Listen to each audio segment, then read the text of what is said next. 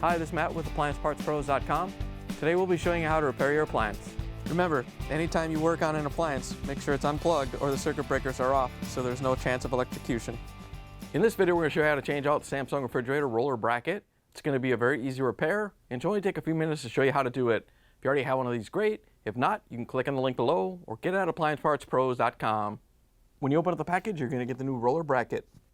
The roller bracket holds the roller for the upper bin in the freezer. The bin should be changing it out if it's lost or damaged and the bin's not going in and out properly. In order to change out the part, we have to open up the freezer door.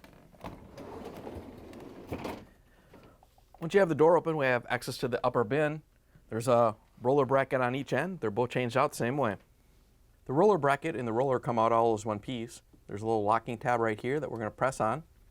So we're just going to lift up on the bin and then press in on the tab with a small Phillips screwdriver and push the roller down.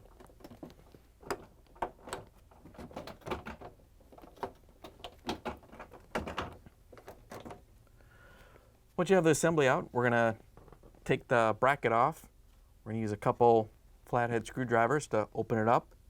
We're just going to take a bigger one and get behind it, spread it apart so the pin comes out.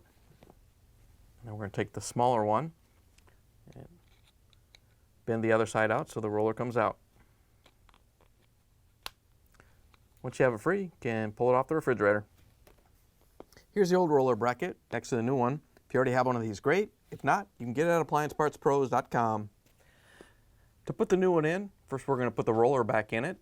There's a little channel right here on this side that we're just going to line the axle up with, push it in there, and then push it up so it snaps in on both sides. Once you have it in, we can put the assembly back into the bin. We're just going to lift up on it, make sure this little locking tab is facing out, and push it up into place so it snaps in.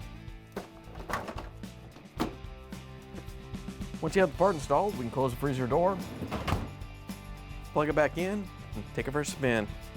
Thanks for joining us for another successful repair brought to you by AppliancePartsPros.com.